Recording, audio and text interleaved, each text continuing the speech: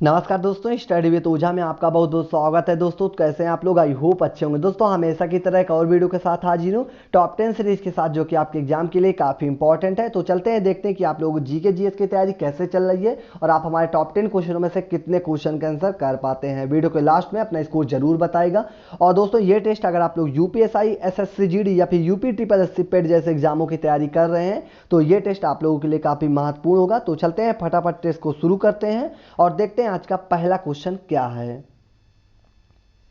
पहला क्वेश्चन है, निम्नलिखित में से कौन सा विषय जो कि समवर्ती सूची के अंतर्गत आता है। तो फटाफट क्वेश्चन नंबर 1 का राइट आंसर बताइए क्या होगा। आप लोगों के पास 5 सेकंड का टाइम है और ज़्यादा टाइम चाहिए तो वीडियो को पॉज कर सकते हैं। तो जल्दी से बताइए क्वेश्चन नंबर 1 का राइट आंसर क्या होगा।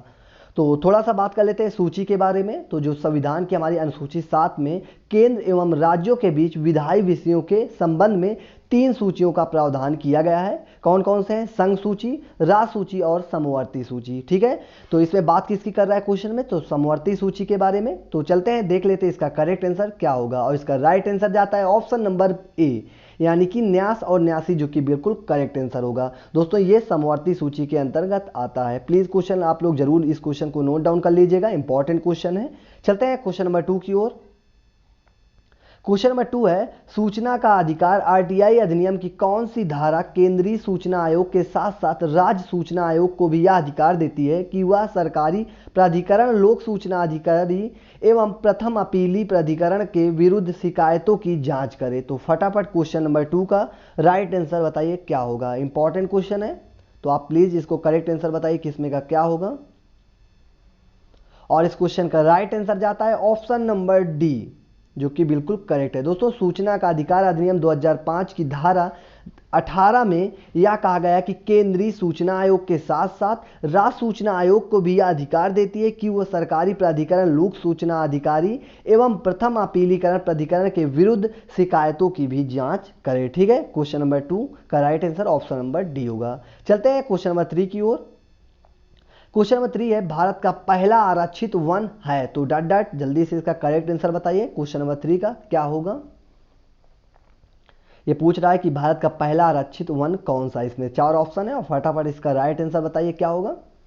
तो चलते हैं क्वेश्चन नंबर 3 का राइट आंसर देख लेते हैं। इसका राइट आंसर जाता है ऑप्शन नंबर बी, यानी कि कार्बेट राष्ट्रीय उद्यान, जो कि बिल्कुल करेक्ट है। दोस्तों ये कहाँ पे स्थित है? तो ये उत्तराखंड के नैनीताल जिले में स्थित है जिम कार्बेट राष्ट्रीय उद्यान, जो कि भारत का सबसे पुराना राष्ट्रीय पार्क है। जो कि इसकी स्थापना कब हुई थी? तो 1936 में इसकी स्थापना की गई थी।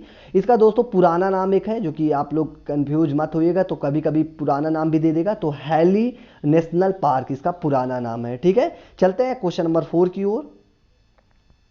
क्वेश्चन नंबर 4 है, जनहित याचिका दायर करने के संदर्भ में निम्नलिखित में से कौन सा सही है। तो फटाफट देख लेते हैं कि जनहित याचिका के बारे में इसमें से कौन सा सही है और कौन सा गलत है। ऑप्शन नंबर ए कह रहा है कि यदि जनहित याचिका उच्च न्यायालय में दायर की जाती है तो उसकी 5 प्रतियां यानी कि 5 प्रतिलिपियां दर्ज करानी होती है। ऑप्शन नंबर बी कह रहा है कि यदि जनहित याचिका उच्चतम न्यायालय यानी कि सुप्रीम कोर्ट में दायर की जाती है तो उसकी 2 प्रतिलिपियां दर्ज करानी होती है। तो फटाफट इसका राइट आंसर बताइए, ऑप्शन ए होगा या फिर बी या फिर सी या फिर डी होगा।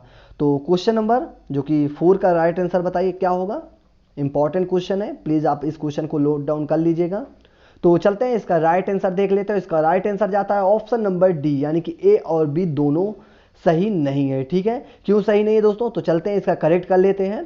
तो दोस्तों यहाँ पे क्या होना चाहिए कि जो जनहित याचिका के उच्च न्यायालय में जो दायर की जाती है याचिका, वहाँ पे 5 प्रतिलिपियां नहीं, वहाँ पे 2 प्रतिलिपियां की जरूरत होती है। ठीक है, यहीं पे अगर उच्चतम न्यायालय यानी कि सुप्रीम कोर्ट में अगर दायर की जाती है जनहित याचिका तो यहाँ पे 5 प्रतिलिपियां जरूरी होता है। ठीक है, तो आप बिल्कुल भी कंफ्यूज मत होइएगा।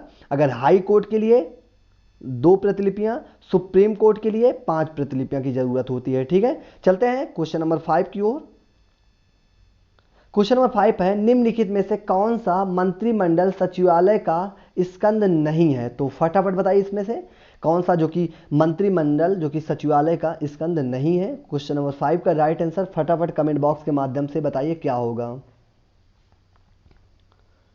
तो भारत के संविधान में जो कि संसदीय प्रणाली की सरकार है, जिसमें कि मंत्रिमंडल को कार्यपालक को दर्जा प्राप्त दिया गया दोस्तों, कार्यपालिका का, यानी कि मंत्रिमंडल सचिवालय में 3 प्रकार के स्कंध हैं, ठीक है, कौन कौन से?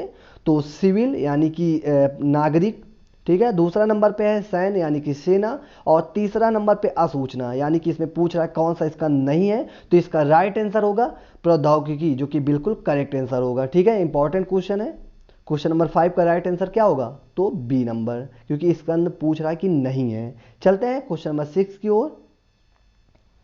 क्वेश्चन नंबर 6 है, भारत के निम्नलिखित राज्यों में से किस में भारत पाकिस्तान सीमा पार करने वाली एक सड़क स्थित है, एकमात्र सड़क स्थित है? तो फटाफट क्वेश्चन नंबर 6 का राइट आंसर बताइए क्या होगा।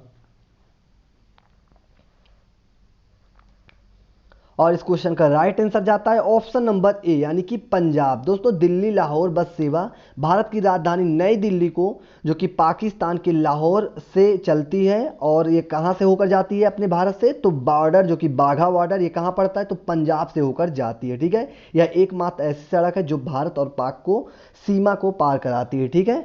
चलते हैं क्वेश्चन नंबर 7 की ओर। क्वेश्चन नंबर 7 है, भारतीय दंड संहिता की धारा 377 के विषय में है। तो फटाफट बताइए दोस्तों कि जो धारा 377 है ये किसके विषय में है? Question number 7। दोस्तों, अगर आप लोग यूपीएसआई की तैयारी कर रहे हैं तो आप लोगों को पता होगा कि जो भारतीय दंड संहिता की धारा से कई क्वेश्चन पूछे जाते हैं, तो आप लोग प्लीज़ इस क्वेश्चन को नोट डाउन कर लीजिएगा।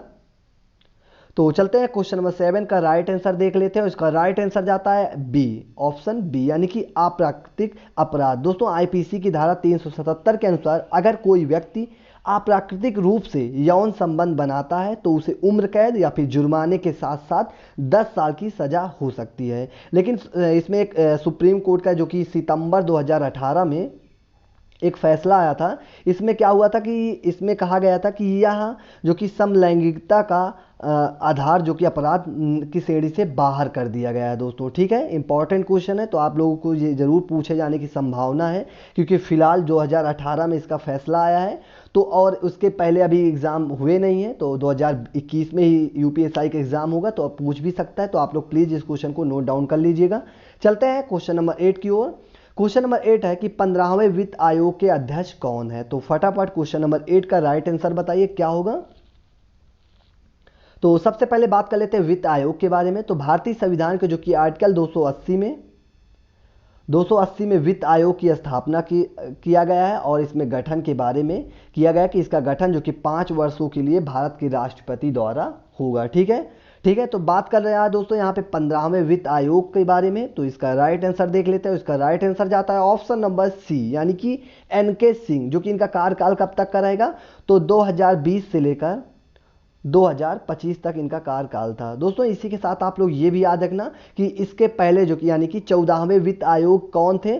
तो वाईवी रेड्डी, यानी कि ऑप्शन नंबर ए, ये भी याद रखना, क्योंकि शायद आपसे पिछला भी पूछ सकता है। तो वर्तमान और पिछला दोनों याद रखना। चलते हैं क्वेश्चन नंबर 9 की ओर। क्वेश्चन नंबर 9 है, भारत में निम्नलिखित में से कौन सा राज्य सिलीमेनाइट का सबसे बड़ा उत्पादक है? तो फटाफट क्वेश्चन नंबर 9 का राइट आंसर बताइए कि कौन सा होगा इसका करेक्ट आंसर। दोस्तों, अगर आप लोग किसी भी सब्जेक्ट का टेस्ट देना चाहते हैं तो हमारे प्लेलिस्ट में जाकर आप लोग टेस्ट दे सकते हैं, ठीक है। वहाँ पे सभी है, जैसे कि पॉलिटी हो गया, इंपॉर्टेंट टॉपिक पे हो गया, और हिंदी हो गया, मूल विधि हो गया। तो आप लोग किसी भी सब्जेक्ट का टेस्ट देना चाहते हैं तो वहाँ पे जाकर दे सकते हैं, ठीक है।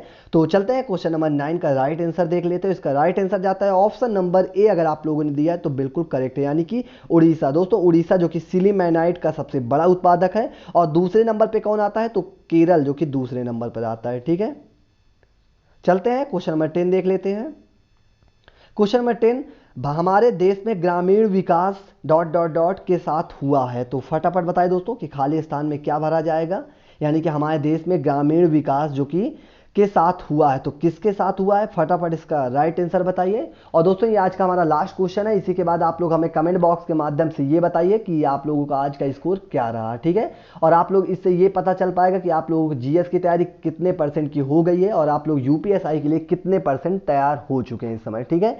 तो चलते हैं क्वेश्चन नंबर 10 का राइट आंसर देख लेते हैं। इसका राइट आंसर जाता है ऑप्शन नंबर डी, यानी कि सामुदायिक विकास कार्यक्रम। ठीक है दोस्तों, इसका जो कि शुरुआत कब हुई थी, तो 1952 में इसकी शुरुआत हुई थी। इंपॉर्टेंट क्वेश्चन है दोस्तों। इसी के साथ हमारा वीडियो समाप्त हुआ। अगर आप लोगों को वीडियो अच्छा लगा हो तो लाइक, शेयर और कमेंट करना ना भूलें, और चैनल में नए हैं तो चैनल को प्लीज़ सब्सक्राइब कर लें, जिससे कि आपको नोटिफिकेशन मिलता रहे। और दोस्तों, चैनल में आपको लोगों को कोई भी सुझाव अगर देना चाहते हैं तो प्लीज़ कमेंट बॉक्स के माध्यम से अपना सुझाव दे सकते हैं। वीडियो देखने के लिए थैंक्स फॉर वॉचिंग। जय हिंद।